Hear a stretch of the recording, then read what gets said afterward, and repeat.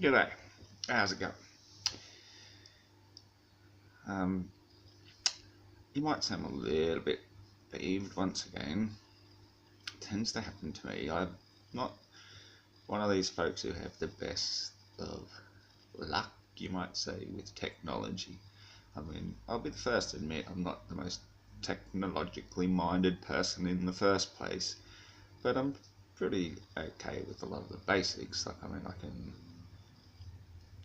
start a Facebook or a YouTube account, and I could probably do it under a false name if I wanted to, hide my face, hide behind a cool nickname, make up all kinds of shit about myself should I choose, but I'd opt not to. I've done that sort of stuff in the past, and I'm reaching this point in life in general. Well, I've pretty much given up on a lot of shit, to be honest. But I'm still pretty cool, comfortable, happy, and collected in many other respects.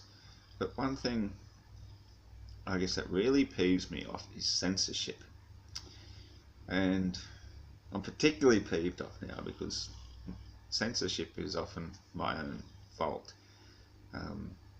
I made what I thought was a pretty coherent, cohesive, topical rant,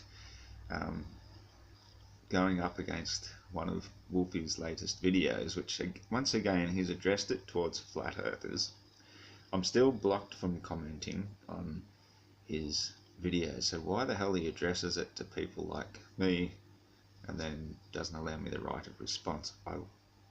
I do know, because I've shown him up to being a liar plenty of times in the past, and I would like to do it. Well, I would do it again and again, and he doesn't like that at all. But rather than allow me the opportunity to at least defend myself, that's what really pisses me off about people that censor you, is that they do it because they're cowards. Now, fine, if you want to be a coward, that's your business. I've got no problem with that. I've got a bit of a cowardly streak in myself as well. I don't like pain. If somebody threatens me with pain, I will probably give in and tell them whatever it is they want to hear, so that I escape being beaten up, which I've had quite a few times, mind you. Some of the worst beatings in my life have come from the cops themselves, the ones that are sworn to protect and serve and all that shit. Well, there's been a few times I've had run-ins with them, and I've been unable to even walk or get out of bed for a few days, and that takes a lot to do to me. I mean, I've been through some pretty serious shit in other ways too. I can take a lot of pain. I can go through a lot of grueling endurance even, but yeah, these people know what they're doing. They know exactly where to get you, so that you actually physically can't walk. You get broken ribs, you get bruised thighs, or corked actually in the cheek of your ass in such a way where they've planted a knee into you.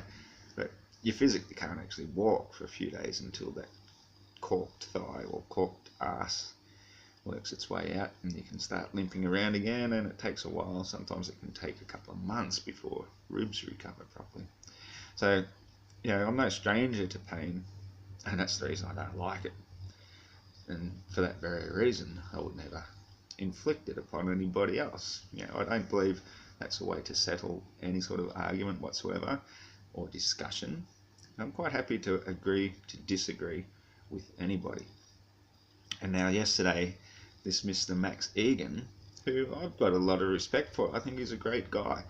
I've listened to quite a few of his YouTubes lately, but the one that really pissed me off, the one I first came across just a couple of weeks back, was one where he came out and fully attacked flat earthers. Now, to me, that's no way to start any sort of sensible discussion, so I was a little bit on edge. So when he put out another one last week, he again put the just the elbow or the knee in or whatever it is against flat earthers, and so I overreacted, and I realised that I overreacted because I was reacting to the reaction from the previous one that I saw. It might have been weeks and weeks old for all I know. I don't follow him at all, and I subscribe to his channel because I like listening to a lot of this stuff he says is quite relevant, and especially when it comes to the treatment of Aborigines in this beautiful country. I'm 100% in full agreement with virtually everything he says, so I'm right on his page, and that's why I think we've all got to meet on the middle ground with anything. If you don't agree with flat Earth, that's fine, and I'm not trying to shove it down anybody's throat.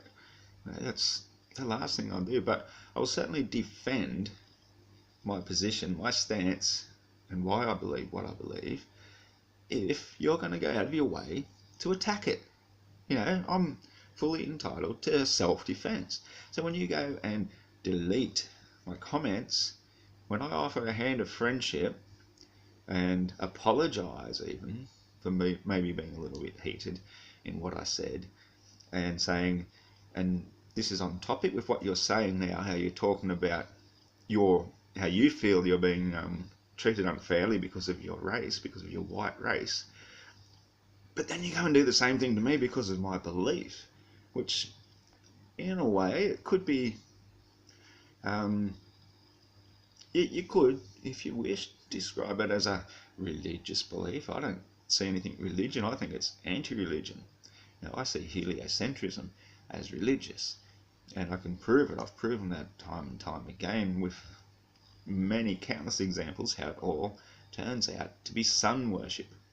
And the sun, according to the heliocentric belief, whether you think of it as religion or not, this is how it is. It's whatever is the thing of worship, that's what everything goes around. So if the earth is going around the sun, that technically is sun worship, whether you like it or not. Now if it turns out to be true, we're on a spinning ball and we're going around the sun, and it gets proven beyond a shadow of a doubt, which I know it won't, but if it does, I'll retract everything I said. I'll say, well, okay, fine, I was wrong. You've proven me wrong. I accept it. Let's move on. But no, all evidence, years of research, not just overnight research watching a few YouTube videos. I spent years researching this stuff before it even became a recent YouTube trend, which I'm amazed about. Like, I personally wouldn't have ever expected it to happen. It's always been a very fringe thing where believers in it are completely ridiculed, and I personally didn't truly believe it either. I was more on the side of the concave Earth, thinking we're on the inside of a sphere, of the hollow sphere, and that the universe is a hologram within. That's how I came across it from my own studies over the last 20 to 30 years, and understandings, observations of nature, the logic of water level, for example. But the more I looked into the flat Earth, the more I realised, well, yeah, it kind of makes sense that if we're on the inside, that the more you went up, the more the horizon would keep rising to eye level. And then you've got these people showing, well, it doesn't rise to eye level because they use things called theodolites and various other apps from up at 40,000 feet of height.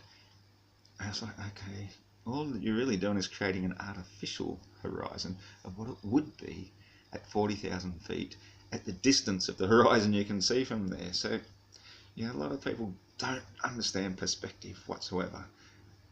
They don't understand that eye level is eye level. If I look down at my feet, eye level is now ground level. If I look at the horizon, which is what we generally do because we're upright creatures looking out from this perpendicular upright position across a virtually parallel plane, is that eye level is basically where things cut off due to perspective.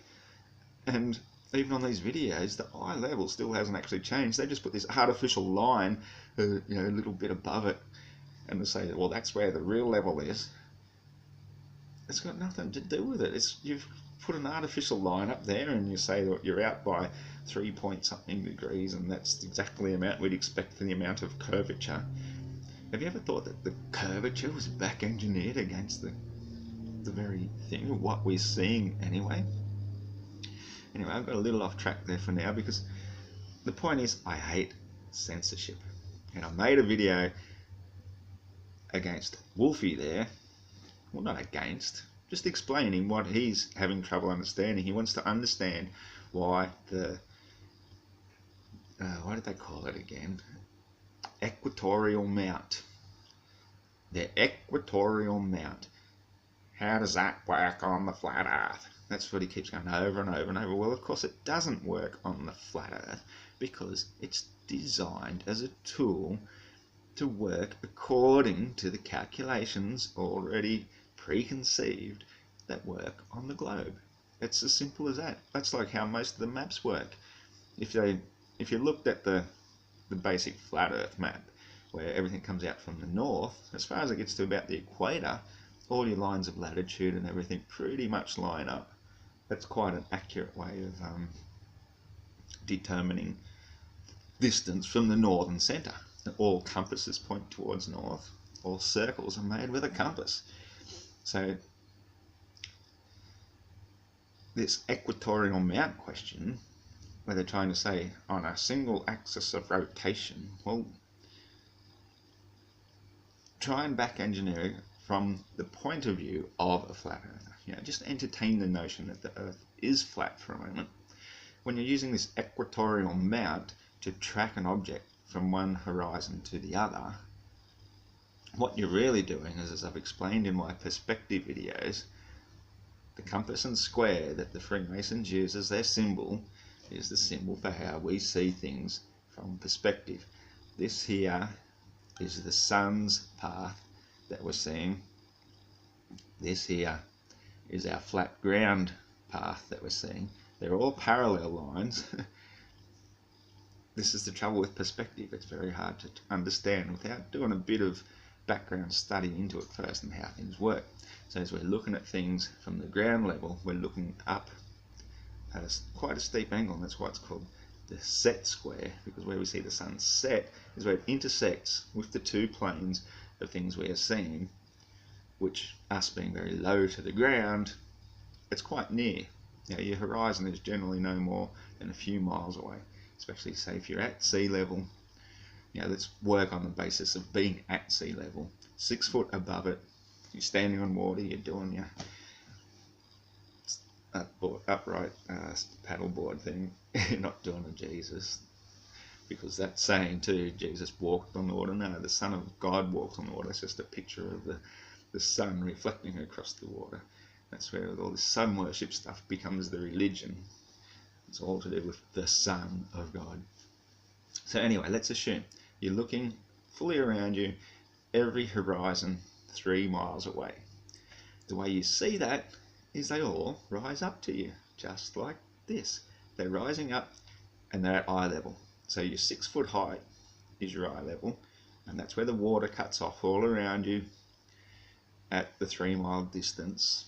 And everything, of course, gets distance perspective due to the actual distance itself. So things actually on the horizon do not disappear on the horizon line. If they're actually 3 miles away, they'll appear to be actually sitting right on the horizon. And the further they go, they're not going over any curve, because you can quite easily determine that by going to another vantage point much higher and seeing that the water is still flat for miles and miles and miles beyond that. All that you're really starting to see is the bottom of something disappearing into the vanishing point from about that point, the further away it gets. So let's think of the equatorial mount on a world that is perfectly flat.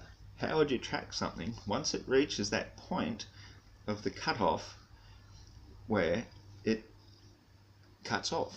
The sun being so high, like you imagine the lines of a really tall building. If you look at the roof line of a tall building, just like you look in the corner of your room, the ones going away from you are down at this angle. Maybe you can even see in this video here, that one sloping down. If you follow that line, that's the line that the sun is always going to be taking from your perspective. That's why it looks like this, the compass and the set square. That line here is the line the sun will appear to go. So when it hits the set square where it sets, that's your point of obscurity. So your equatorial mount, when you're tracking the sun, it will follow in a straight line while it's visible, but then it gets cut off by the horizon. Now, because this thing that you've got is a man-made mechanical device on a single axis of rotation, as you guys like to keep saying yourself, it then has no other option but to think it is pointing down and going around that way, because it's the only point of axis rotation you've given it. You haven't allowed for the fact that this is now cut off from view and it's actually doing it due to vast distances. You know, the whole distance perspective thing isn't even taken into account here. And the thing about this Wolfie's video, why he's so dishonest, is he says that he's set his telescope to track the sun. But earlier on in his video, what has he said? He says he's using it to track any object in the sky. And yet they don't use an equatorial mount to track any object in the sky at all. They use it to track the sun, the one thing that's near and close to us and goes around in a really big circle.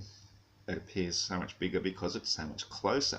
The other stars, for example, they still go in the same sort of circle as well around Polaris, but they are so much further away. They appear to do it as a fixed sheet of stars, for example. And while I don't know, let's talk about the rotational direction of stars for a minute, because this is one that everybody loves to use all the time.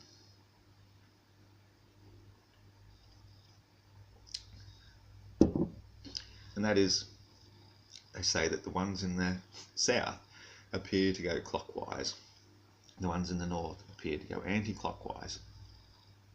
Well, they've also done it where when you get further to the north and you point your camera to the south, where you're well north of the equator, the stars still do the same thing. And it's a bit like the reason why the moon appears inverted from one side of the equator to the other. When you're looking at something spinning from the opposite way, even though it's still spinning the same way, it appears to be going the opposite direction. And so that's all that's really happening in the south. It's just more and more exaggerated. So it appears to be going the opposite direction, but pretty much all the celestials are spinning around above us. Some of them do their own thing. That's why they're called wandering stars. The sun and the moon are far more local, do their own thing. So your equatorial mount, as you call it, you've got to do this thing called the polar alignment, which is, from what I can gather, looking at his video, which was a little bit educational as to how this seems to work on the globe, is that whatever your latitude is, the axis of rotation of the Earth, as they call it, the tilt of 23.4, 66.6 degrees, varies because of your latitude.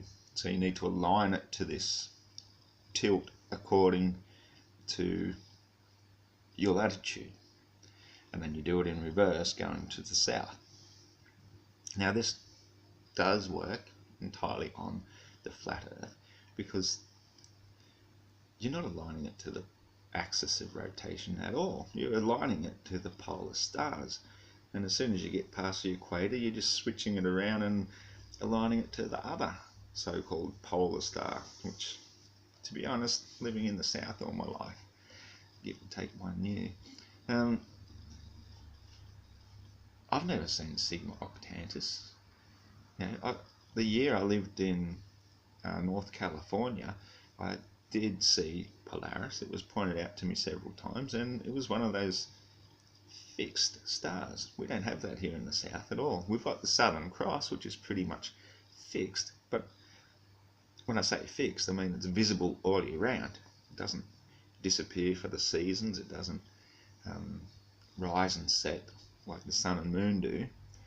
And I know there's all sorts of stories to explain that, because of the vast distances where no parallax change ever happens.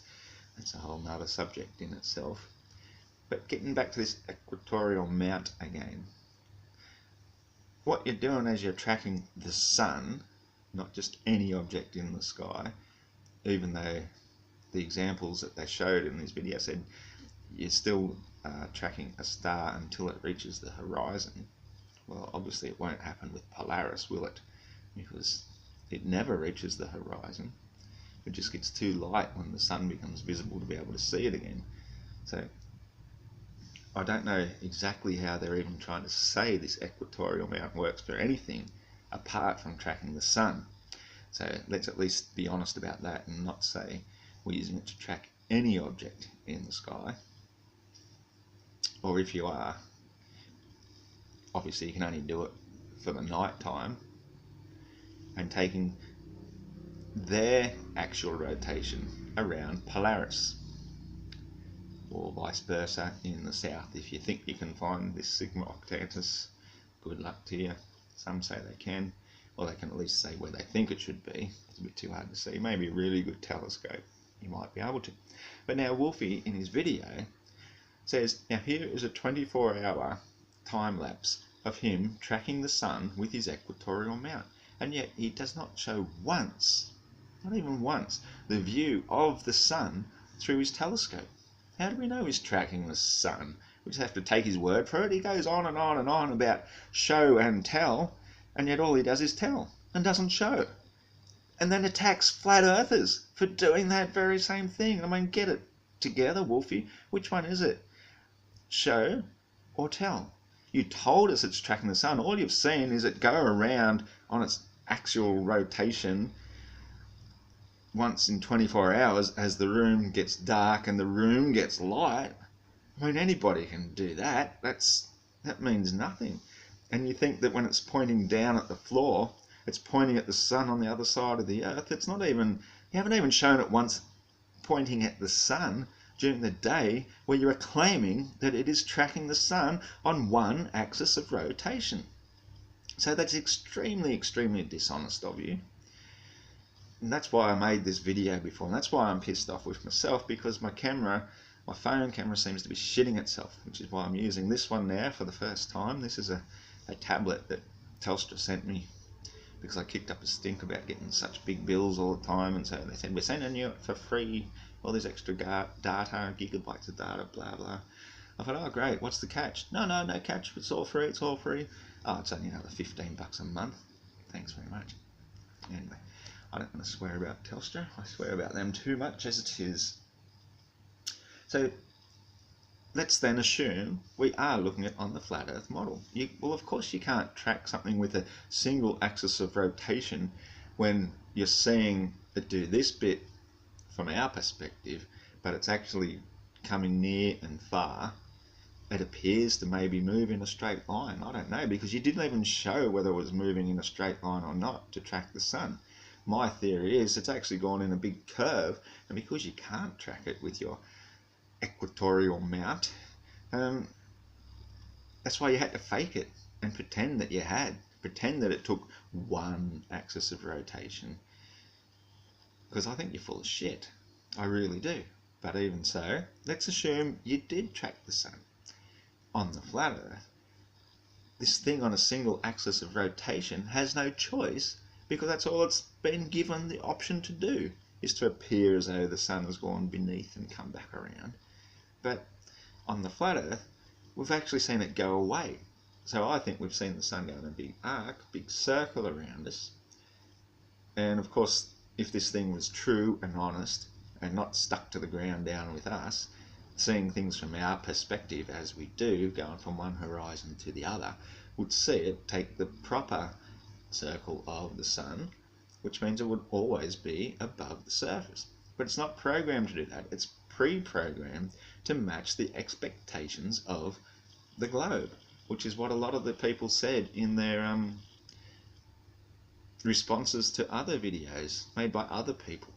And it really annoys me, because I'm not going to make the same video again. I'm not going to sit through it through all your points and re-debunk it. It's too annoying. So what I'm actually going to do instead is to give you an example of the sort of people that we are actually dealing with when it comes to dealing with heliocentric, sun-worshipping, brainwashed fools, because that's what you are. And I pull no punches about that. You're all brainwashed fools. I should know, I used to be one. I believed everything you believed when it comes to the sun being on a spinning ball, us going around it. And after years and years of investigation, and in the final few years really fully investigating it, realizing, of course, the Earth is flat. It's impossible to be any other way.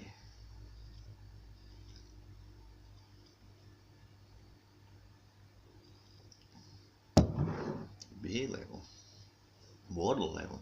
Water level is the most simplest observation you can make. My best question, which nobody ever tries to answer it. It's the way you can shut somebody up in an instant in any discussion. If somebody says, well, how can you prove the Earth is flat? Everyone knows it's a globe. Look at a glass of water on your table and just ask them, or beer, coffee, whatever, a glass of something.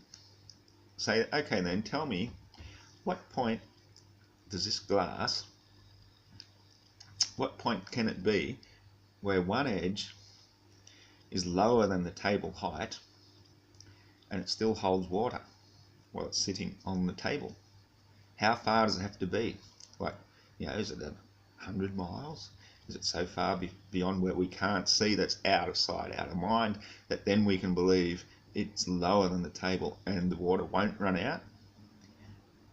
Because nobody wants to answer that question, because you've got them stumped right there and then. It's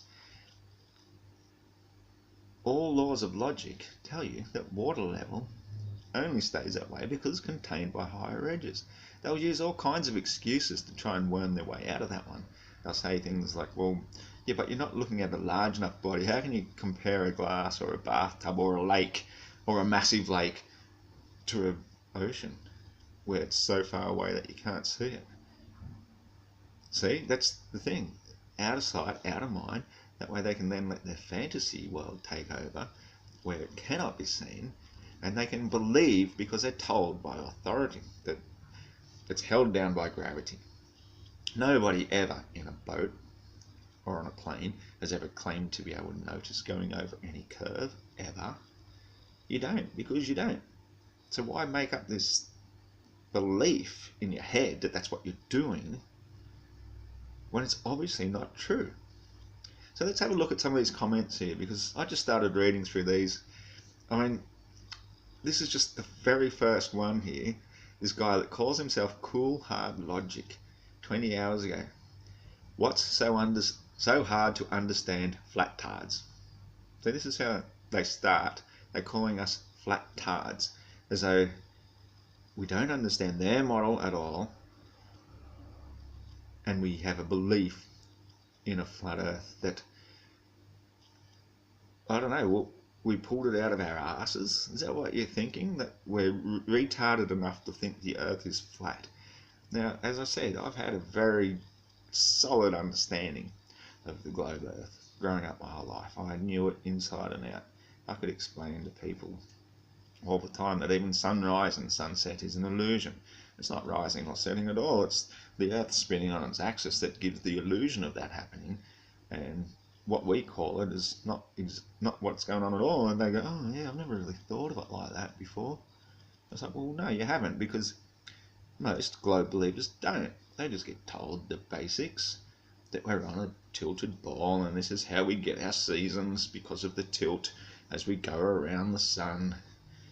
And so they believe it. They've got no reason to question the authority, and that's the thing with most scientists, if not all scientists. All people who have been heavily indoctrinated or educated are the same. They're not being dishonest. They're not all in on something.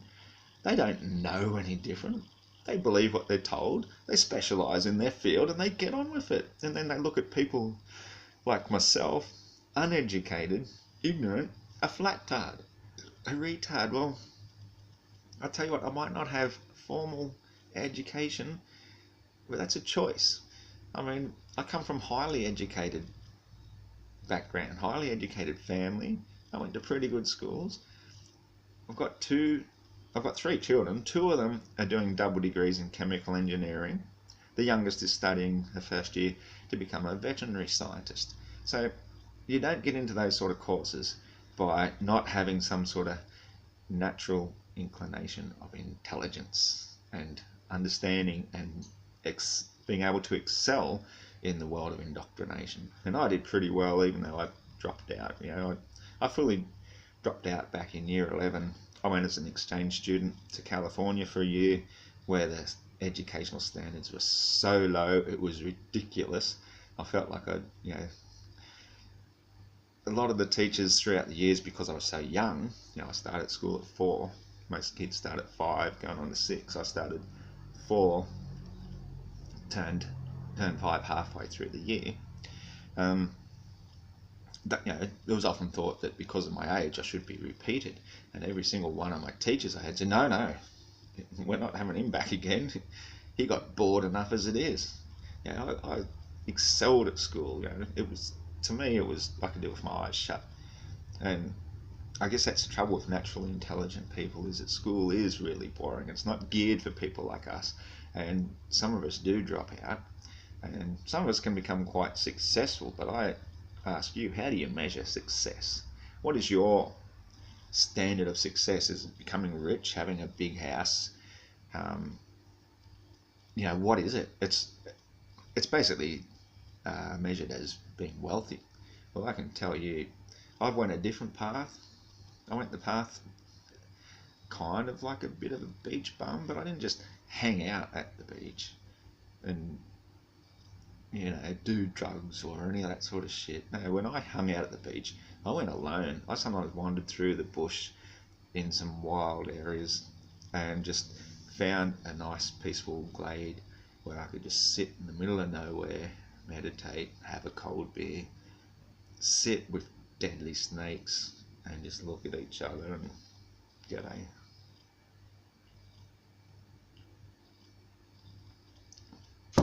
Think to myself, oh, there's a deadly snake there. There's my stick just over there. If I make a sudden move, I might scare it. Do I want to kill it? No, I don't. Look at it. What a beautiful looking creature. And the more you look at these beautiful deadly snakes, you see these rainbow colours shimmering on every scale. We call it a brown snake. In fact, that's why I keep looking over here, because I've got an article right at this time from the local paper all about brown snakes. So I'm going to shut it because it keeps freaking me out. The more you sit and spend time with these wild, deadly creatures, the more you realise that they only defend themselves. If you accidentally startle one and it accidentally bites you, it's not going to be happy with itself wasting all that venom. But if it's defending itself because you're attacking it, well, it's got every right to do so. And this is the sort of thing I would do. I would just lose myself in nature. I'd find a beautiful tree, I'd sit and meditate in it, I'd work out a way to climb it. I've told my story about that before. I'd go swimming in the ocean, I'd lay in the sun. I'd live a very spiritual and physical. You cannot have a spiritual awakening without the physical awakening as well. And the physical awakening, basically you have to take extremely good care of your health. Don't pollute your body all the time with dead animals or dead food. Do as much living food, superfoods, fasting, laying out in the sun with your full skin exposed is actually a huge, excellent way of detoxing, because you sweat it all out, the sun draws it out, and then you go for a swim in the ocean, wash it all off. It's a fine balance between even sanity and insanity, but fine balance of not overdoing anything and not doing anything to extremes, and being one with nature, sitting around the riverbank watching the fish and communicating with the fish. Like, I got a strong rapport with fish. I'd never really been much of one for keeping things in aquariums, but I got into it at one stage. My ex-wife, she liked having an aquarium, And eventually we got to the point, back when, well, she wasn't even yet pregnant. It was only just after Jack was born. He was only about 7 or 8 months, I believe. So Jessie had just turned 2 the day we took over the pet store down in Byron Bay. And it was a closing down pet store. It had next to nothing in stock. We'd never had a business before, but we made a go of it. And I got to learn the hard way, did the hard yards. The ex was still working part-time in a nursing home. I was still working at 4 a.m. cleaning pubs in the morning. That only took 3 to 4 hours each day, so I had enough time to rush home, quick coffee, rush and work all day. Trouble was, it was a 2-person business, and because a lot of the ex's shifts coincided with her with daytime, she had to give that away because it was too much for me. It was, as I say, a 2-person business, and eventually got to the point 4 years down the track where I could give away the cleaning job because we'd built up a freaking awesome business. What we bought for 10 grand, it took us, the first year we turned over about 30 grand. The following year we turned over about 80 grand. The next year, every year we grew it in turnover by 50 grand because that's how much we were putting back into the business and making more and more exponentially, and our suppliers started giving us better and better deals. So we grew up a great business. But part of being a pet shop, of course, means you have to have a good rapport with animals, and 50% of the business is to do with fish.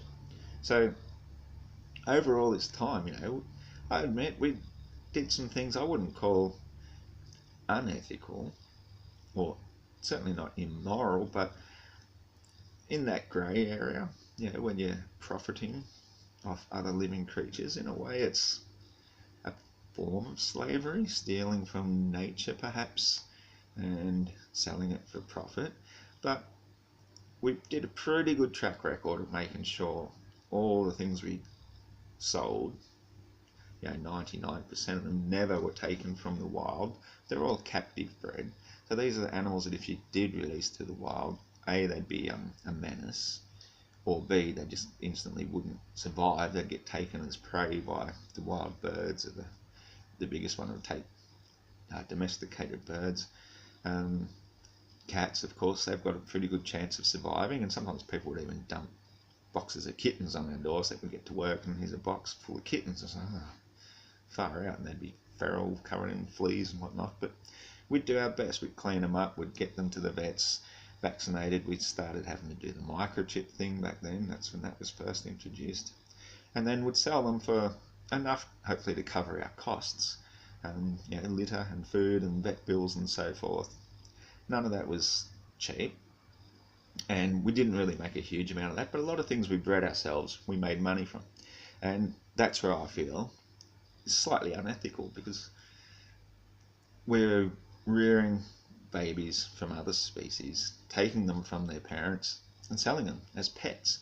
Now, there's a lot of good from it, kids having pets, giving them good homes. We never had a dog or cat put down because we couldn't find it a home. We'd always find them a home, even at a loss to ourselves. That was just one of our strongest rules. So when I say unethical, by my standards, I thought it was wrong to be breeding animals for profit.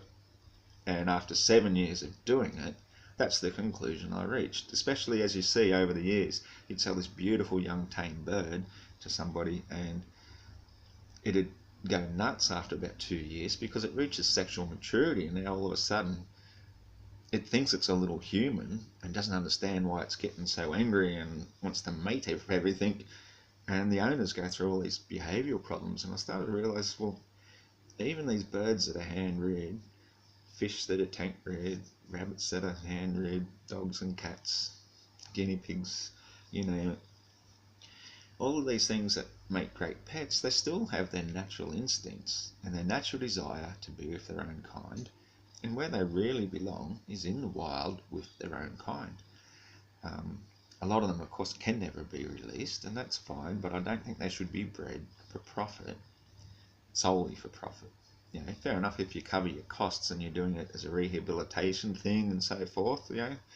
You've got to cover your costs, and that's fine. But I just got to the stage where I couldn't do it anymore, and as it turned out, that was also around the time my marriage fell apart, and I was quite grateful to be able to walk away from the marriage, get out of that business, and I ended up going back to being a cleaner again. But my point is, I got a really good rapport with fish. That was my thing. I really loved understanding how they thought and communicating with them. I became an animal communicator, for want of a better word, through all this interaction with animals and taking care of them, ensuring all their needs are met, and watching how much joy they got every time I give them a water change or make their environment more comfortable and better. I just realised all these animals and stuff, they're beautiful, extremely intelligent creatures. They're imbued with the intelligence of God, just as we could be if we went back to our instinctual awareness of living in the moment and appreciation and just stopping and looking. And when you look at something, you don't just look and see what you see. You look into them and you do it with love. And this is what I would do out in the river looking at the wild fish. And I just talk to them. Not with my voice as I'm doing with you necessarily, although sometimes I would vocalize it, but it's generally, to me, as I do with every wild creature, is hello beautiful. That's, I think, the nicest way to communicate to anything. If you don't know its name, tell it it's beautiful. Like any bird, any fish, any wild animal, they hear that in your voice, especially if you mean it. It's just, hello beautiful. And people don't normally talk to me like that, but they don't know the words in English, but they know the sound, they know the inflection, they know the body language, and they see your eyes.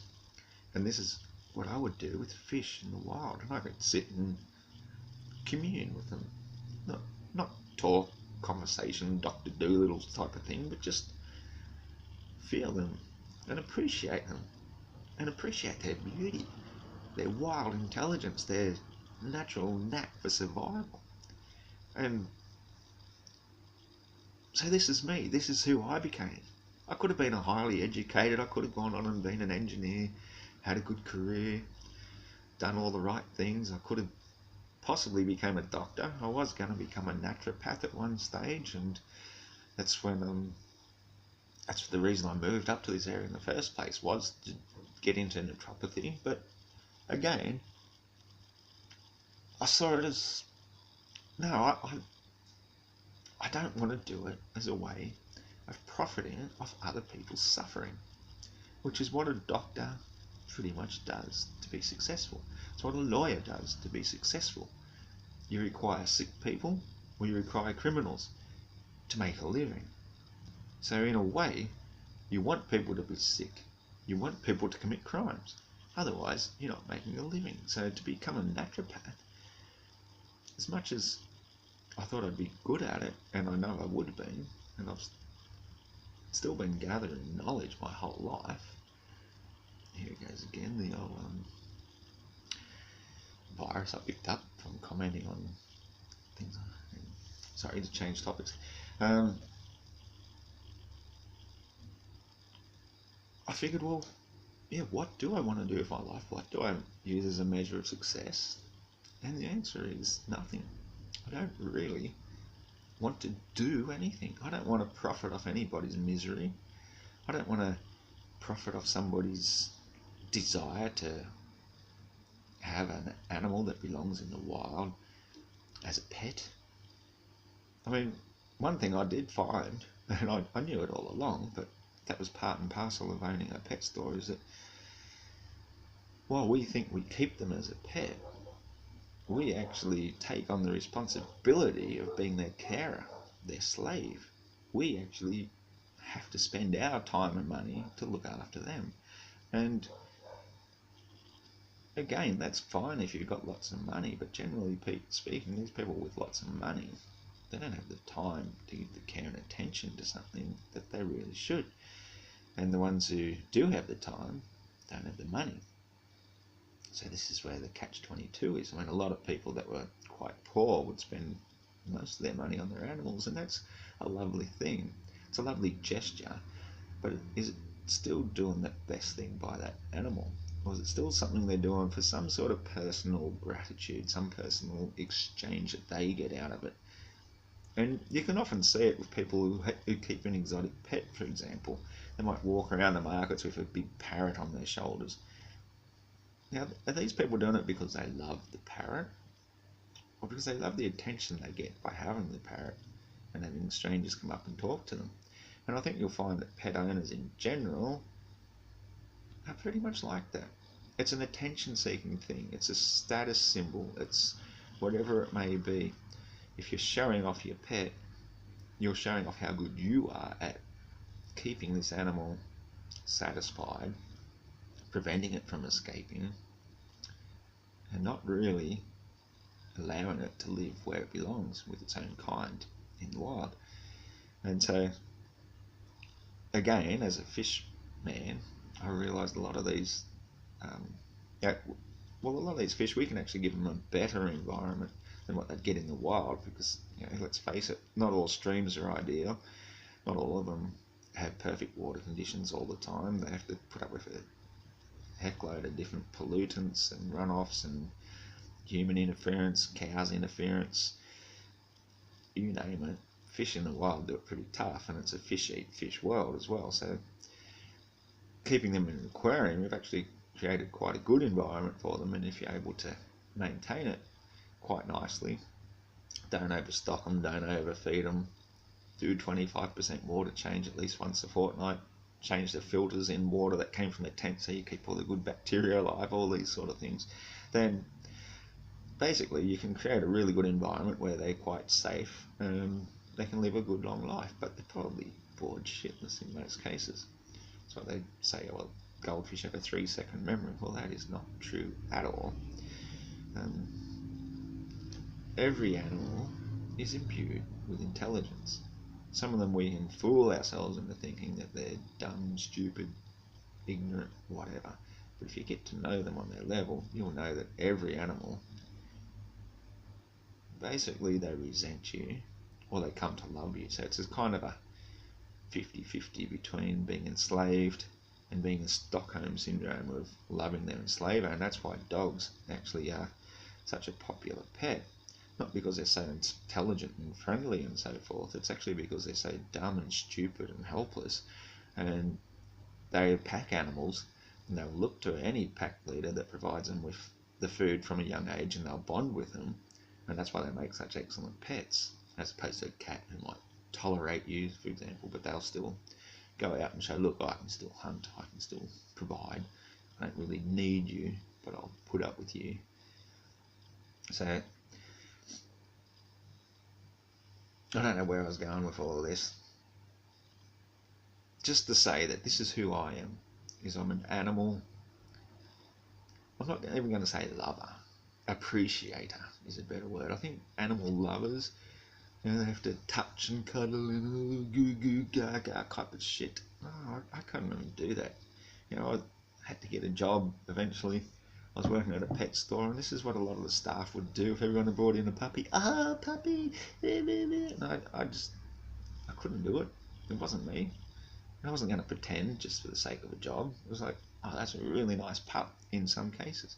But I didn't have to pat it or cuddle it and do all this shit. They're not toys.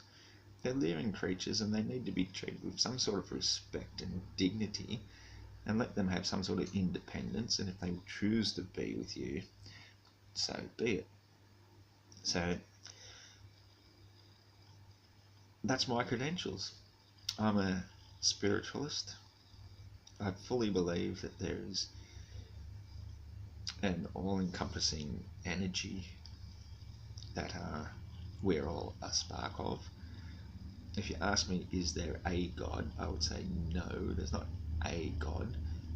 There's a God energy that exists, and something that we've come from, we emanate from. But the minute you think of a God as a person. You've created a separation, and that's not God at all. You know, that's dementia. That's believing in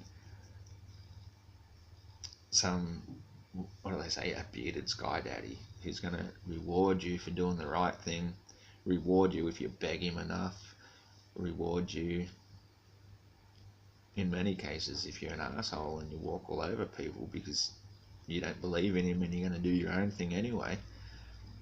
You know, I don't see that there's a God as such like that, but I certainly believe in God itself, which means everything is a part of it. We're a part of it, pretty much like every cell of your body is a part of you. If your cells decided to no longer believe in you, then they've sort of become a cancerous thing, haven't they? They serve no purpose, and I don't know, they might exist, they might still perform their role, in which case, you know, they're not doing any harm, but as soon as they stop doing their role for the greater good of your body, they become useless, so your body discards them. And to me, that's pretty much what God would do, sort the wheat from the chaff, so to speak, is, you know, are you serving the greater good of this world you find yourself in? Are you a good person? Are you trying to encourage people in truth and knowledge? Or are you putting shit on people because they disagree with you? And this is what I see happening with these anti-flat earthers. So that's why I'm going to read through some of these comments now, just so you can get an idea. That was all from reading the first line. Flat-tards. What's so hard to understand, flat-tards? See if you can focus long enough to actually answer the question this time, you filthy degenerates. I mean, filthy degenerates, because most of us can't understand. Yeah, that's the trouble. You can't understand the question about, which is completely to do with, I keep forgetting the name, the equatorial mount. They place so much importance on this equatorial mount that, of course, it only works according to globe belief, because that's what it's made for. It's made as a globe belief tool to show things how you want to see them. But as I said, he didn't once actually show it tracking the sun. He just showed the room lighting up, or getting dark and then lighting up again later. And okay, I'd like to see it actually work.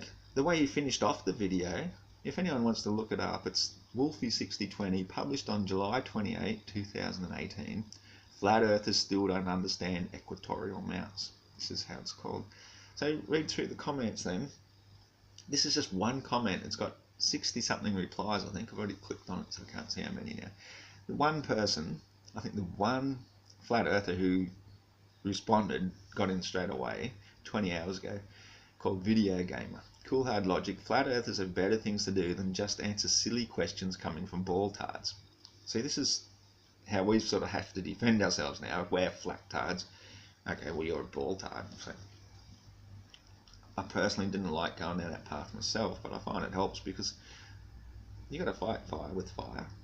And if they're going to, I mean, a filthy degenerate, that's what annoys me. Now, I think I've given a reasonable explanation.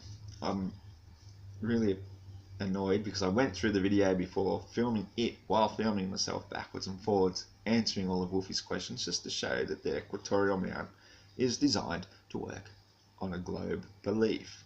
It doesn't prove the globe at all. It just works on a way that we've been able to track celestials according to that concept, the way all maps have been designed to work according to that concept. So that's answered.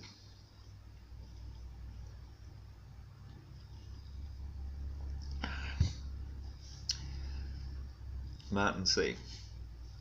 says, Video Gamer, such as producing an accurate map that one can successfully navigate by. Any indication as to when this will be available?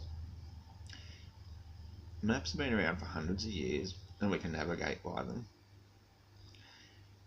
The fact that they're done with coordinates according to globe Earth logic, simply because circles around the North Pole are how things are measured, because we use the compass as a means of detecting where north is. We've got the maps. You've just applied them to a globe, but nobody goes out and navigates with a globe as a map, do they? No, they're all flat Earth maps. So anybody that keeps asking for the flat Earth map, stop kidding yourself, they're all flat Earth maps. You might say some of the distances don't work across the southern continents from one to another. Well, that's possibly true because it hasn't been calculated properly according to flat Earth coordinates. It's done up to the equator according to the circles, but they haven't worked out a proper way of making it work for the southern areas. And the way they've gotten around that is they use technology of aeroplanes, which they've only introduced reasonably recently, mind you, even though they've had this technology, I can assure you, for much, much, much longer than they tell us. They're using technology that isn't applied to your normal jet aircraft, which is a very profitable business to them still to this day, just as the internal combustion motor is still the same internal combustion motor we've been using for the last 100+ years. It has barely altered in all that time, and yet you look at everything else, the computer, the telephone, the camera, all these things have come so far, but the motor car is still a motor car. So to think that they don't have this other technology that they don't tell us about, that's lunacy. Of course there's technology we don't know about. Nobody goes out and talks about it, because those who do know have got no reason to tell you, because their lives depend upon not telling you.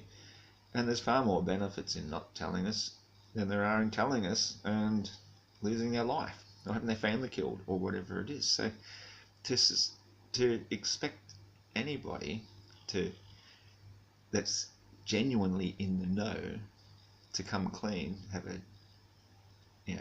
deathbed confession or something like that, it's insanity. And even if it was, even if they did, do you think that we would hear about it? It'd still be suppressed. And they say, oh, he was just an old man, he was ill. Let's not tell anybody about this. We don't want to embarrass him now that he's gone. That sort of thing happens, I would say, if it happened. We wouldn't hear about it. You'd have to have something set in place, and I still think it would be suppressed. I mean, I shared a documentary probably over a year ago now where Stanley Kubrick was in an interview. I saw it on YouTube where he admitted, now whether it was an actor or not, I can't really say for sure one way or the next.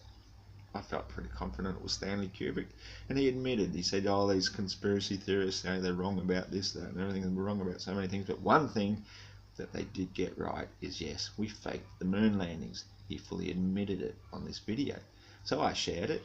I went back a week later to share it with somebody else because I was telling them about it, and it was gone. It wasn't on my Facebook page. I looked on YouTube. I looked in my YouTube history. I looked everywhere. The video had vanished off the face of the earth. So this is the sort of thing that can be done if they want to. Now, the video has resurfaced quite a bit. There's I think an Italian version of it where they use subtitles and stuff, and it's still around. They can't destroy this sort of thing perpetually forever, but at that time that video just disappeared. So it's not that hard to think that if the powers that be want to control any information, including any of this video, it could be altered. It could be digitally altered using my voice, my face, and have me saying something completely different from what I'm actually saying. It's not that hard to do if they wanted to. But this is one of the reasons I've stayed under the radar all my life as well, is because I don't want to have a career that depends on me having to lie for a living, or save face, to not come clean and speak the truth as I feel it should be spoken. That's just me as a truther, and I won't back down from that. If I think I have inside knowledge that shouldn't be told for somebody's protection. Fair enough, to protect them, I might do so, but I don't think that such a thing exists. I don't think anybody should be protected from any truth. If somebody's done something they shouldn't have, it should be exposed. So don't ask me to lie for you. Don't ask me to be silent and tell a lie by omission. Just don't do the wrong thing. Do the right thing, and you got no worries. And then you deserve a place on this world that is becoming the paradise that it's going to become, that it has to become, because this is our role as God's children, Mother Earth, Father, Son, living man. We are the children of the gods. The gods are all around us. The angels of life are the air we breathe, the light from the sun, the water bubbling from the brooks, everything that makes up life, earth, air, fire, water, combines into life, the fifth element, and makes what we are, who we are, why we are, to be here, to enjoy, to have pleasure, to not take enjoyment out of other people's suffering, or to get pleasure from watching nasty things happen to other people. So let's have a look at some more heliocentric responses here. So we've got past the map. Cool hard logic. Flat earthers have better things to do. Flat tards have better things to do than demonstrate that they're not just a bunch of useless, unskilled dipshits who can't deal with subjects that children can understand. Well, that's not really kind, because that equatorial mount took me quite some time to understand it. And as I said, I'm a very intelligent person. I just couldn't see the logic behind it, because it's a different version of logic according to a different belief. So now that I've seen what you're trying to say with this equatorial mount, I can explain how it works, because things that disappear into the infinite point can't be tracked when they're not in view. But if you've designed this object to only track as though it's going in a circle underneath you, well, that's the way it's going to go. So I think that's really unfair to say that children can understand an equatorial mount. I'd like to see somebody walk into any primary school and say, okay, children, here's an equatorial mount. Tell me how this works. So obviously you're a liar and an arrogant prick. Like what? What do flat tards spend their days doing? Well, today this is what I'm doing, trying to respond to some of you bald dipshits. Take normal people, the ones you call bald tards, as if they were less intelligent than flat tards. Being able to explain and demonstrate reality is something that comes easily and requires no evasion using pathetic excuses like, "Ma, am too busy to answer." So what productive things are flat tards doing with the time that prevents them answering questions? Okay, well maybe, as I said, something better to do than answer silly questions. Why would we spend our time answering silly questions? We do have better things to do than that. And when it comes to your equatorial mount, designed to only work on your model of a spinning ball, why would we want to spend all our time wasting it answering nonsensical questions? If I built something that only worked on the flat earth, and then I asked you to explain me, how does this work on the ball earth?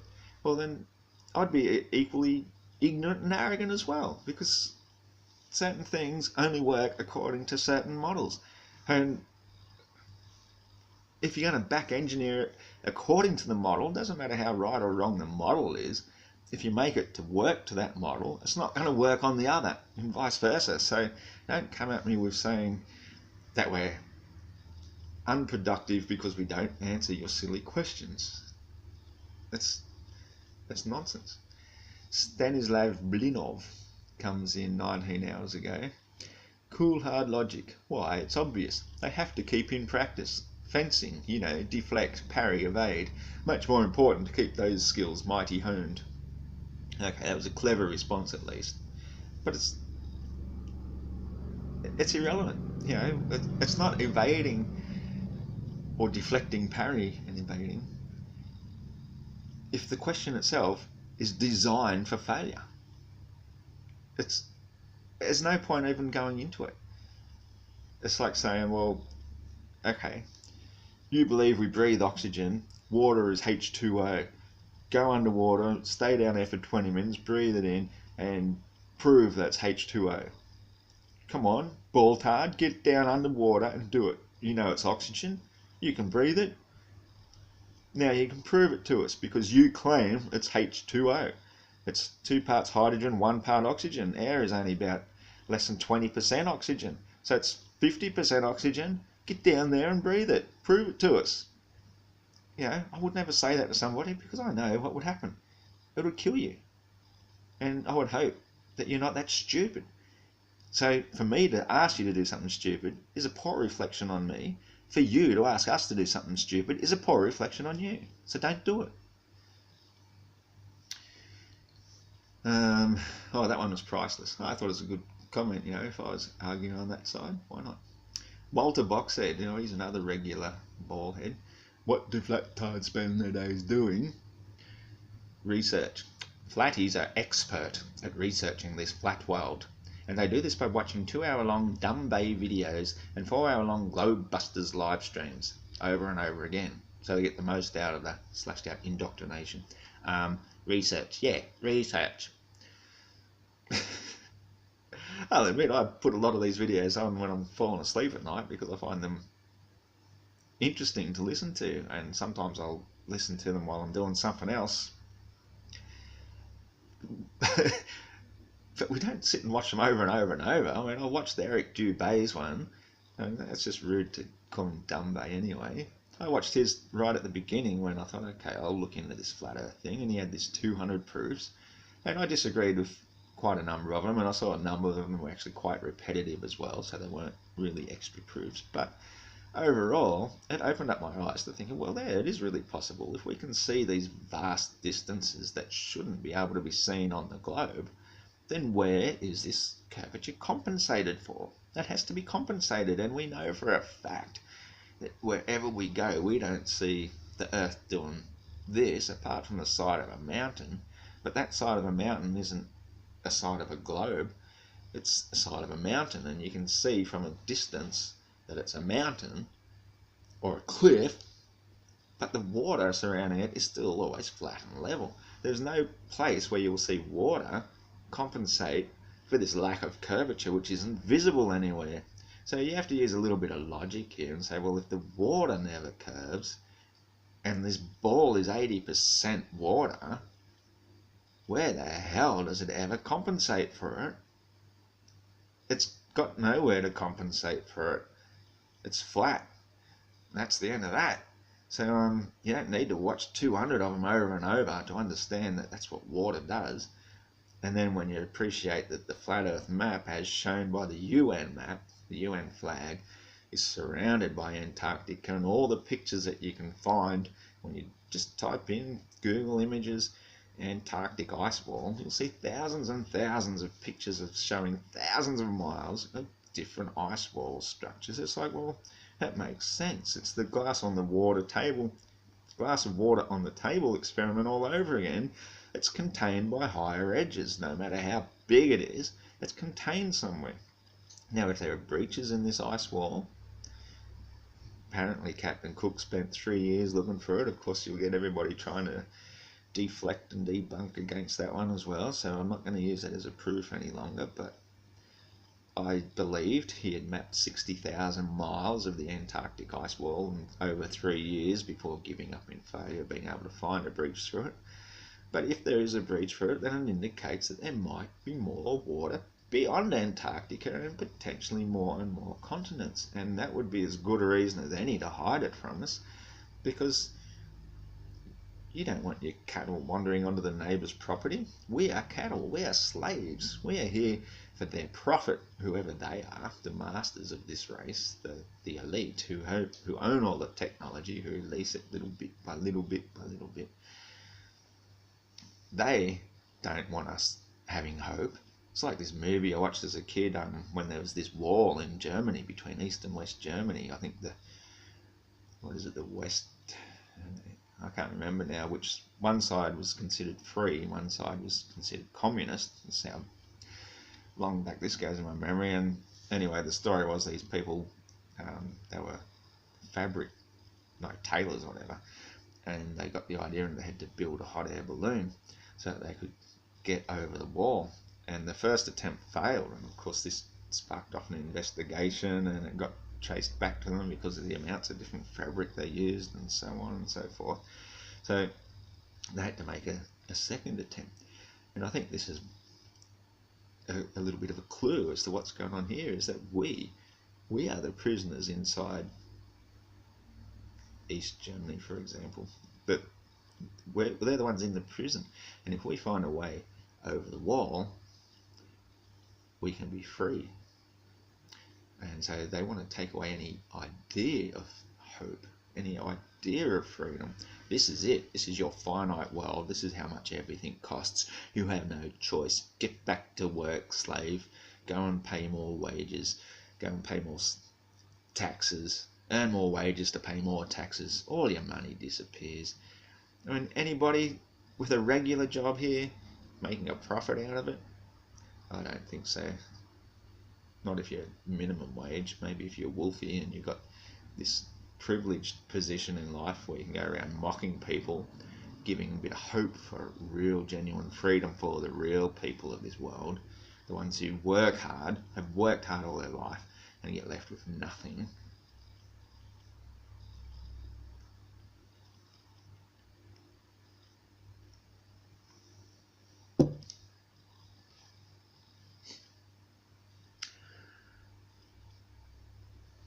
So where was I? Yeah, there might be hope of freedom beyond the wall, and this is what they're trying to keep us from thinking. So all these people, anti-flat earth, they are sufferers of Stockholm syndrome. They are happy in their slavery, happy being in their 9-to-5 jobs, their 9-to-5 lives.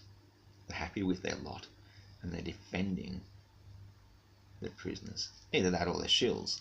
Now that's not a word I'd like to use, because I don't believe any of them really are. I think they're genuine Stockholm syndrome sufferers. And can't believe I've been going for an hour 12. This camera goes for much longer than half an hour. Shit. And I haven't even started on the comments I was going to do. Let's continue. Schlieber, top prize P1000. They could see the ice wall with that, or just make long rambling videos about how planes don't exist.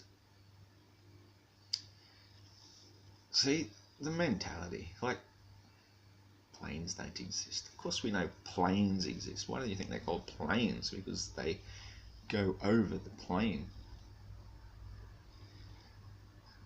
Now this one come along, he actually did this as a way of attacking me when he invented this name. So this is another shill, Mr. Margaret Scratcher. I'd never seen this person before, but he did it because, oh yeah, my name is Thatcher. So what do people associate that with? Margaret Thatcher. So then for that, they have to give me shit. I put up with that shit back in high school, 35 years ago, about Margaret Thatcher, and it hasn't changed. People are still little fucking schoolyard bullies. So Mr. Margaret Scratcher, blah blah blah, but what about this other fucking thing that has fuck all to do with the question you just asked?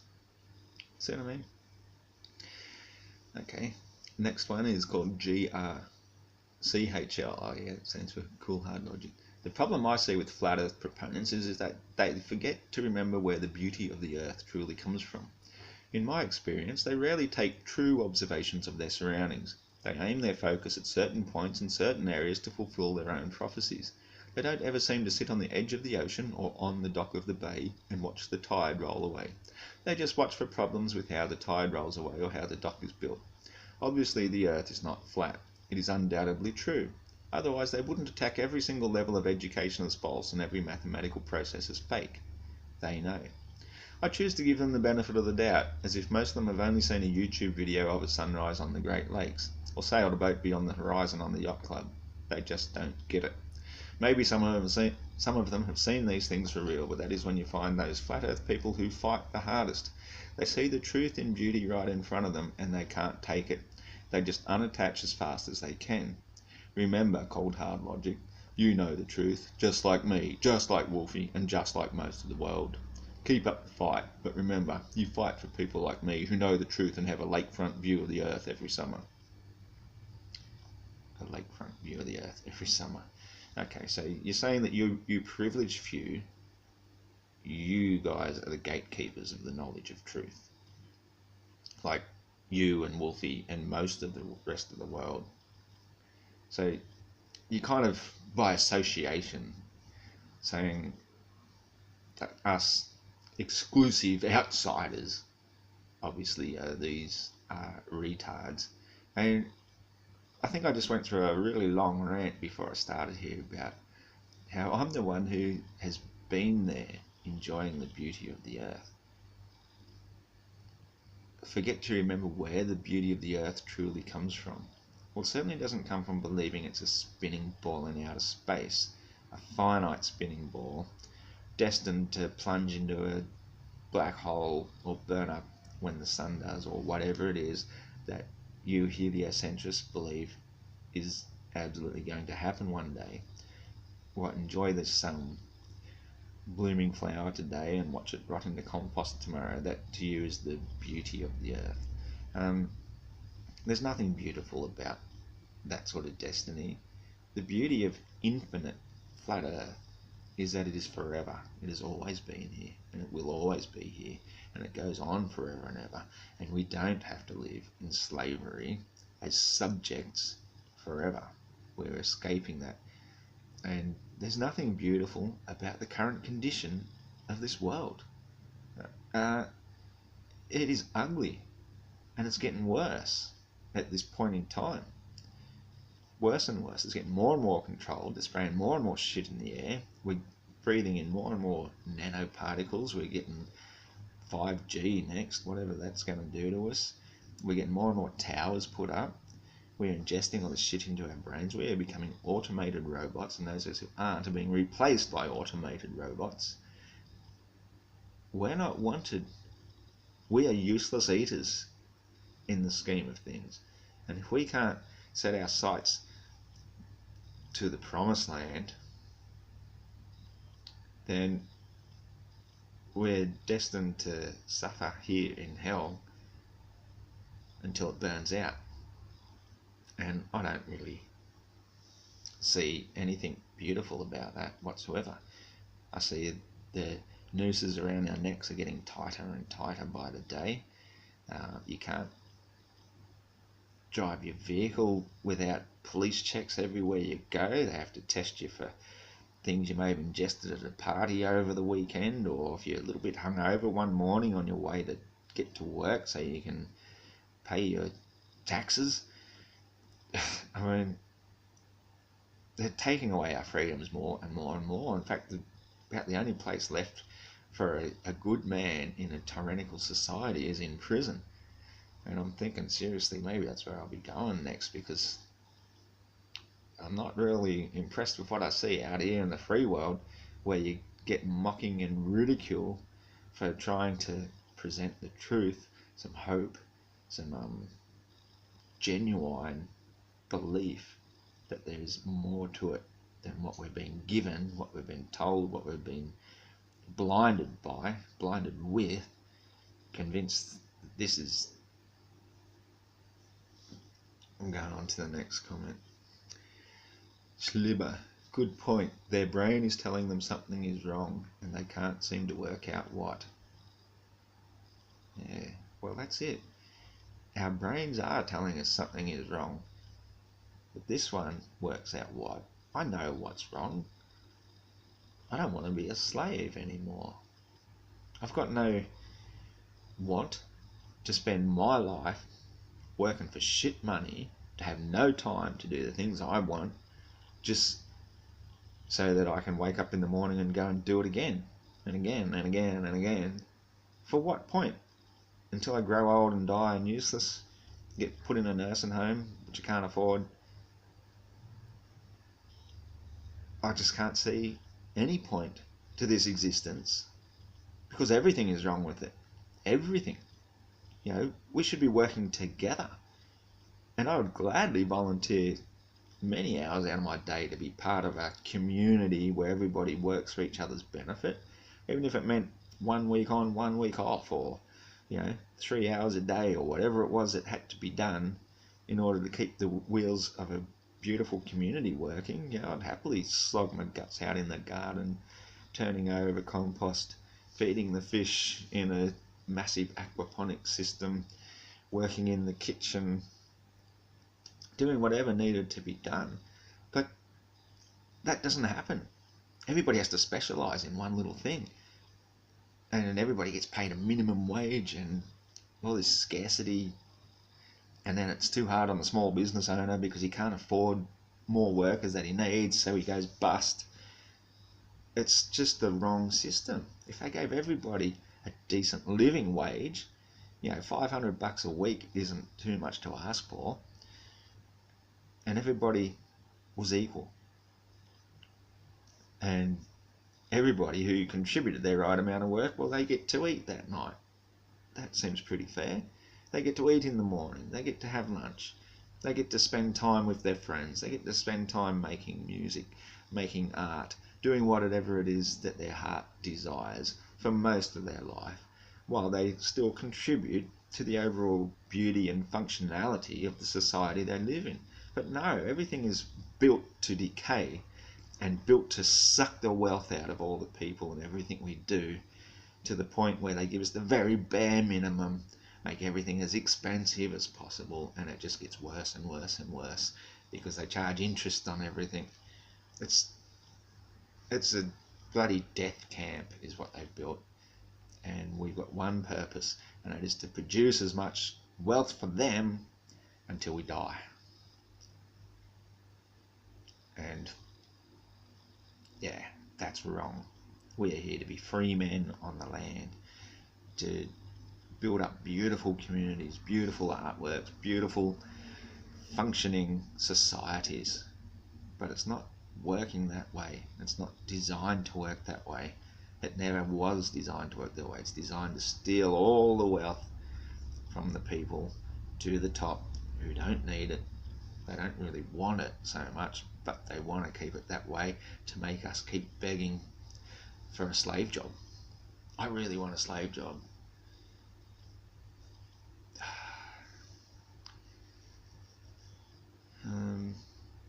Okay, so the next one comes from Upside Down Australian Shill. Cool Hard Logic. Oh damn, I was hoping Video Gamer would reply so Cool Hard Logic could skin him alive. See? This is their mentality. See you next Tuesday response. They literally just search flat earth proof.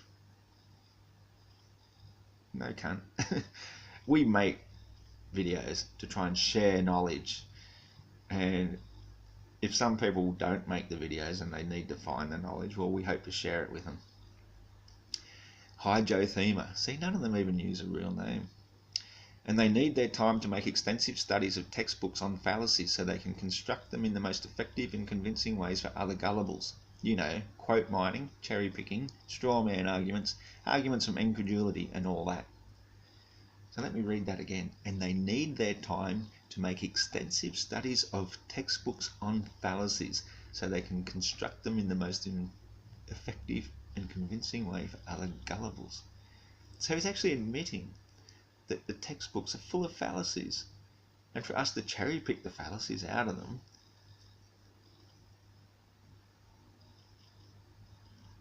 I really don't understand the logic in that one. And let's move on.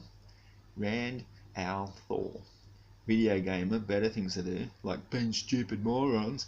Nah, that's a natural statement of flat-tards. What lovely people. Ferdinand Kraft. Cool Hard Logic. Being a flat earther has nothing to do with the shape of the earth. They don't even understand what the word shape means, and they don't care. The flat earth community offers them a refuge from the harsh real world, where they lack the most basic cognitive and social skills. When they shout, "Earth is flat," they're actually pledging allegiance to the YouTube channels that fill their emptiness with self-assurance and belongingness. We can't fight with this logic, unfortunately. Oh man, unbelievable. Do you think I give a fuck about acceptance?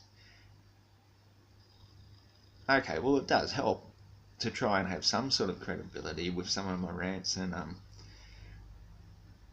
yeah, because I'm not here to spin shit, to tell lies, to make stuff up, to find a refuge from the harsh real world. Now, I love how you put that in there. So you acknowledge that it's a harsh real world, and yet somehow your Stockholm Syndrome says that's okay.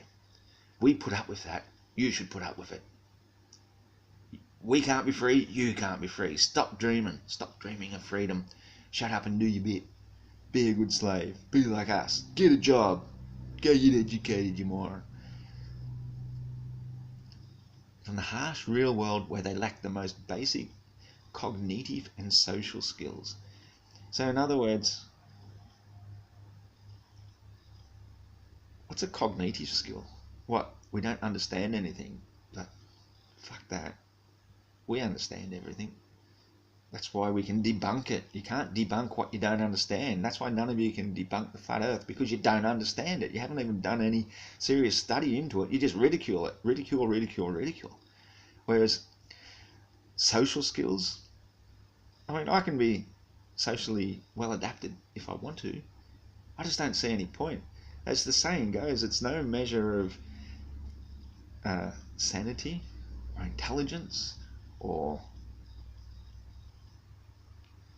social grace to be well adapted to an insane, crazy, psychopathic world. So for me to think that I fit in with people like you guys talking as you do, I'll happily remain an outsider. And in fact, if you try and take me in under your wing, I'll tell you to fuck off, because you can all get fucked. I want nothing to do with you rude, horrible,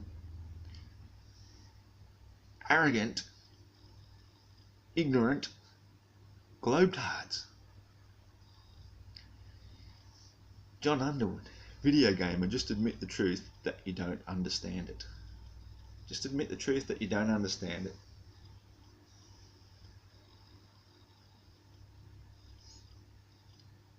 First of all, you have to understand something to know that you don't understand it. And that's the problem. That's the problem with all you globetards, is you don't understand the reality of the flat earth because you don't understand it. It's like the insane person, truly insane, doesn't realise they're insane because of their insanity. And if they realised it, they would be less insane. But the truly sane person, knowing that they're insane, is actually truly sane. So you see that there's a bit of a logical paradox there, because you're saying they don't understand how it works. Oh, hang on, no, this is the next one. Oh no, it's down another couple of comments, sorry. Video game says, just admit the truth you don't understand. The next one says, video gamer, better things to do, like serving me my burger. So they ridicule minimum wage people, which we're forced to become anyway. Let's face it, the only question flat earthers are qualified to ask is, would you like fries with that? What a lovely piece of shit you are, Duncan McNeil. LGBT Bathroom says, cool hard logic, Red brought it up during the last debate, and they don't understand how it works. So obviously they're still talking about the Equatorial mount here. Well, we understand how it works on your model. We understand how your model works. And that is why we know it is absolute and complete and utter bullshit. Let's just get that into your heads. A vacuum cannot surround an atmosphere. It just cannot happen. Water inside a vacuum instantly boils. If you can't even grasp the logic of a ball shooting through space, the vacuum of space, at millions of times the speed of a speeding bullet, being contained by nothing but this air you say clings to us at this speed, you're insane. You're all mentally insane and you don't even know it. You've just got beliefs. You've got things you were told. You believe the whole atmosphere moves with us. So the aeroplane moving with us magically moves with the air, which all moves at exactly the right speed to keep up the illusion of all these fantastic speeds you think they're going at. I think I'm going to have a pause here. This is too much. Okay, well, I needed that. Okay, I'm just going to continue reading a couple more of these things. I've never made a video this long before. It's already gone for an hour and a half, and I don't even know if it will upload on my YouTube channel, to be honest. There's only one way to find out when I try and upload it. I'm just going to keep going for a little bit longer before I go and feed the dog. We've got some storm clouds building up outside too, and some really cool light coming through. It's still getting dark pretty early this time of day. It's 4:40 according to that clock up there, and it'll be dark in 20-30 minutes, so be about time to take the dog out for a walk, watch the stars come out. Might even be out there long enough to watch the moon come up tonight. It's already being Sunday, it was the eclipse yesterday, so it'll be about an hour after sunset. The moon should come up tonight. Anyway, this one's called All Names Taken FFS. So, he's edited this one, but anyway. Video gamer. Just say the earth is flat. I'm looking north from Australia during summer and see the sun rise east and set west over a 14-hour period. I can do that too. It travels west for the entire 14 hours of daylight. Does it speed up during the 10 hours of night I have to return to my east? I want to believe your model, but it's hard to get facts. Should I smash my head against the wall until I drop a few IQ?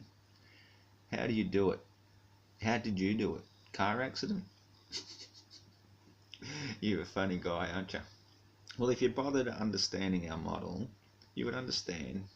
Well, I've explained it the way I do it best. I've done it on my perspective videos, and if you'd like a really brief explanation, this is how it works. The sun always goes around the equator every single day. As it gets higher and higher and further away from us, it appears to go towards the north. So our days down here in Australia have shorter and shorter length of daylight period available, and the sun appears to be moving up or away to the north. And this fits with the heliocentric model in that they say that the summer solstice in the north, June 22nd, which happens to be my birthday, which is why I take so much attention to this sort of stuff, because I've always been interested, knowing I was born on the shortest day of the year, is that the sun is known to be furthest from the earth at that time. Hence why we get the shortest day of the year. I had to put up with this my whole life, having my birthday on the shortest day of the year. And then, as it comes back down, it appears to go south, but still go in the same size circle. Now, if you imagine laying on your back, looking up at somebody swinging a ball on a string around above you, as it got higher and higher, the circle will get smaller and smaller, but the time it takes to get back to you on each cycle is still the same amount of time. And that is why the sun is always overhead at midday, no matter where you are on the plane, because the overhead point is where your time zone says midday. So in Australia, obviously, as the sun comes down and it appears to be moving south towards the Tropic of Capricorn, we see it for longer and longer, and it will appear to be going slower, but it's still taking the exact same size circle, the exact same amount of time, and that is how we get our seasons. And as an extra brownie point, well, hang on, that's probably not the right term to use for that. Let me think of something that sounds a little less racial, because I'm not racist, I'm just a realist, okay? All the dark-skinned, the brown-skinned people live nearest the equator or south of it. All the fairer-skinned races came from the far north. Now, surely if we're on a globe, the people in the far south should be virtually identical to people from the far north.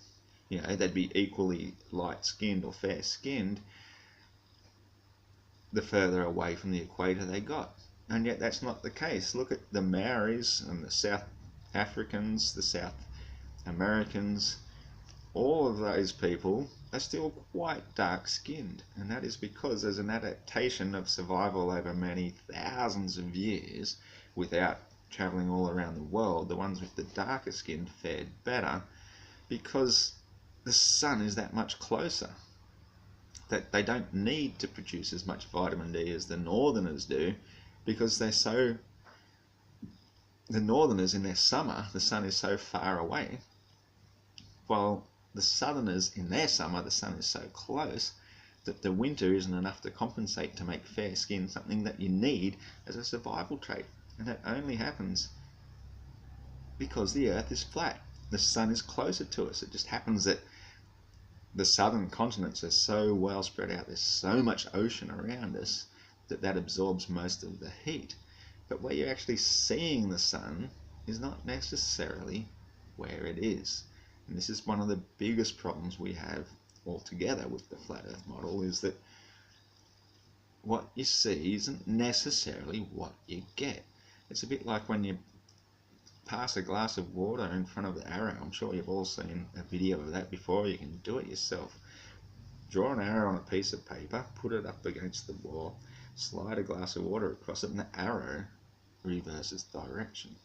That's just one simple experiment you can do to say that what we're seeing isn't necessarily what we're getting. And it gets far more complex with that on the real world scale of what the sun is doing and what we're seeing it do. So I thought I'd just give you that brief introduction. Perspective is a tricky thing, but at least understanding why it appears to move north and south due to distance is a starting point. The fact that it is a point of light means that it's not going to change size in any noticeable way. I mean, if you really looked at it very, very closely and analysed it over a long period of time, you may notice some slight changes, but you've also got other things to take into account, like atmospheric magnification, so that as it's getting further away and you're seeing it through more atmosphere, although it might normally be getting smaller, by coming through so much more atmosphere, it magnifies it. So there's a lot of complex things that we're still studying, but with a little bit of logic, you can see how it's possible that we're coming pretty close to it already. Now, if you looked at it through the whole dome perspective and shone a light through, say, a half-dome paperweight, as you can see many examples of that on the YouTubes, just to give you an idea of what could possibly be going on with how we see the sun and how the light itself gets distributed around the entire southern perimeter.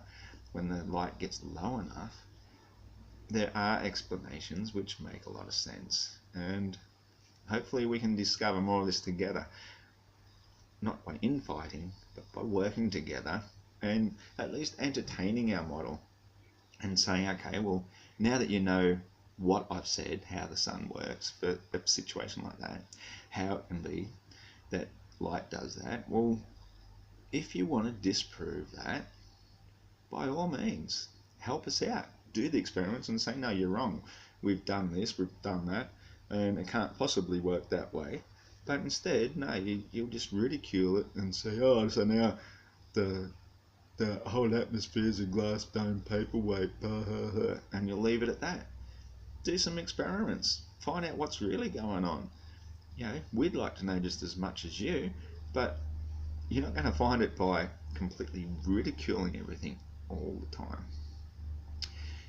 Bilu Balboa at Video Gamer. See, the one flat earther who made a comment, and now they're all attacking the shit out of him like a bloody pack of wolves. No wonder they're on Wolfo's channel. Typical flat earther hiding behind a soccer count, says Bilu Balboa. Every single one of these people has been hiding behind a soccer count, and he picks on the flat earther called Video Gamer. Typical flat earther hiding behind a soccer count. That's all you lot do, is create loads of soccer counts to fiddle the viewing numbers. And as for flat earthers doing research, What you really mean is looking at made-up crap created by flat earth voodoo cultist scam channels. Okie dokie. Nick Giorgione. Giorgione? I don't know how you pronounce that one, but it looks as though this guy might actually be a real genuine name. The first one that I've noticed. Cool Hard Logic. Ooh, Cool Hard Logic, that's not a soccer camp name. No. Filthy Degenerates? Question mark. Lol, I guess you're pretty pissed off about being wrong. Oh, there you go. Look, he's using his real name. He's a flat earther. I guess you're pretty pissed off about being wrong. The globe is dead. You should check out all the new flat earth evidence on YouTube. The number of people waking up to flat earth is growing exponentially every day. Cheers, mate. Good on you, Nick. Exactly. We're waking up. Brian I. So here's another one. Not a real name. Maybe his initial is I, but that's all he's telling us. Nick Giorgione, is this evidence from the Flat Earth Society with its members all around the globe? For fuck's sake. Honestly, that's the oldest joke. Here goes the pop-ups I've been getting from commenting on Wolfie's channel. Happened exactly last time I posted on his channel. Tried to post a comment, and now it's happening again. So I'll have to reset my laptop shortly to do another scan and get rid of this. Work. Let's see.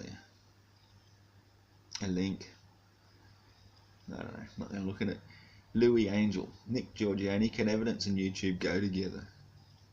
He says on a YouTube channel for somebody using evidence against it. Jeroen de Lechoir. Nick Giorgione. I'll quote your guru's mantra. Evidence doesn't prove anything. Jeronism, 2018. Okay, so evidence for our model doesn't prove anything. So therefore, why are you trying to use evidence for yours to disprove ours? In fact, you're not disproving ours at all. All you're trying to do is prove yours, which we've known about for, say, 500 plus years. And we've found so much evidence against it that grasping at straws now to try and hold on to it is really quite ridiculous and a waste of time, because the model is completely disproven. There's no way that Earth can be a supersonic spinning space ball covered in water surrounded by an atmosphere in a vacuum. It's just not physically possible. It is as mental insanity to even contemplate that model as real. And yet, here you are, trying to say all evidence against it. Anyway, Richard Carnes, Nick Giorgione. The number of people waking up to flat Earth is growing exponentially every day. That's his quoting. The number of scientists who believe the Earth is flat is flatlined, so to speak, at 0. Same with the number of people whose job performance depends on knowing the actual shape of the Earth. Wow, so he's actually admitted here the job performance, in other words, being a good little slave, doing what you're told, doing what you're trained to do. He actually says there are 0 of them whose job performance depends on knowing the actual shape of the Earth. That is because all people who have anything to do with engineering, physics, space travel, aeronautics, flights, the whole works, it's all based on a flat, stationary Earth. So they don't need to know it, because it's taken for granted that anything to do with the Earth itself moving or any of this stuff, millions of miles an hour of movement, you don't need to know any of that anyway, because it doesn't matter. It's non-existent. Just believe it, shut up, and ridicule anybody who questions it. Okay? Got it? Good. One giant leap. Cool Hard Logic. I feel you and Wolfie should come on to Nathan's debate to discuss this. Okay, well, that's a really good idea, I think. But they won't. They won't. And to be honest, I'm not a fan of Nathan. I'm not going to apologise for that either. I think you're a total dick sometimes. And just because you're a flat earther doesn't mean I should necessarily like you or agree with you or find anything pleasant about you. And I don't. and I don't expect you to feel that way about me either.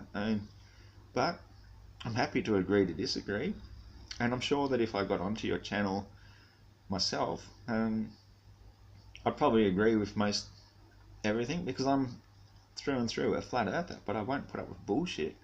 And I find that the longer this flat earth debate goes on for, the more and more bullshit is coming from both sides, and I don't like it. I don't like bullshit in general.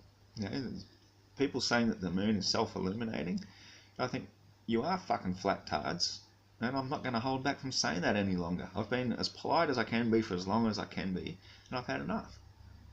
You know, we have to, if you're a truther, you go with the truth because it's true, not because it's what you want to be true. And just because your Bible says that God created two lights, well, that's fucking bullshit too, because one is not for the night, one for the day. The full moon is the only night of the entire month where you've got moon lighting up at night time, the entire night. Every other day of the month, the moon is visible at some part of the daytime. So it's not there specifically for night.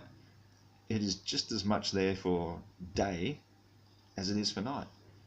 So whoever came up with that idea to put in the Bible in the first place, well, you're wrong. That's not the purpose of the moon, to light up the night. It just happens to be most illuminated at night, on the night it's full, because it's the only night that it's full, and it's the only night it shines all night, because it's directly opposite the sun at that particular time, which makes it appear full. So anyway, I don't mean to go against flat earthers who are genuinely trying, but if you're genuinely trying, you'll stop saying bullshit about the moon. And that's not saying you are, Nathan, if you're watching this at all, because, yeah, good, you understand the earth is flat. Good, you get people onto debate. But the way you attack and lose patience and tolerance for people just shows a side of yourself that I find intolerable. I can't listen to it. And I told you when I unsubscribed, I was listening to a live chat at the time, and when you had one of your little tirades, your hissy fits, I just went, that's it, sorry, I'm unsubscribing, bye, and I haven't listened to one since.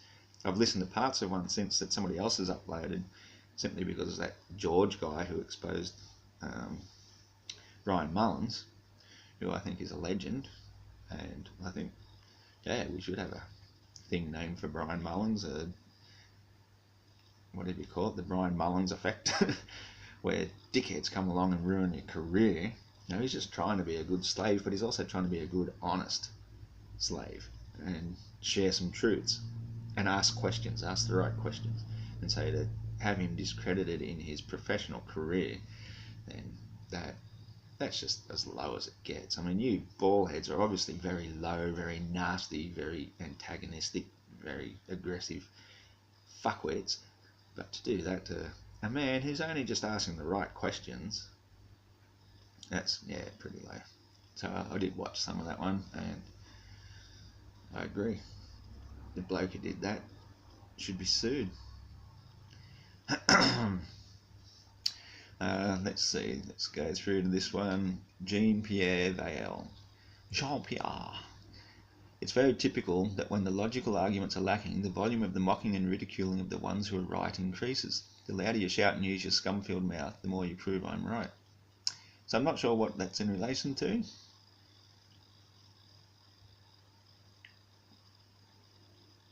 But it sounds to me like he's a flat earther. It's very typical that when the logical arguments are lacking, the volume of the mocking and ridiculing of the ones who are right increases. So, which is what basically this whole entire conversation of all these random strangers has been, them attacking one flat earther who came in and made one comment. Oh, Video Gamer comes back and says to him, Jean-Pierre Vale, who are you commenting to that to? Because, yeah, I think he was actually saying it in defence of Video Gamer. Bill Kay comes along, Nick Giorgione. The biggest problem with flat earthers trying to prove the earth is flat is they go into every experiment or investigation believing they know the earth is flat.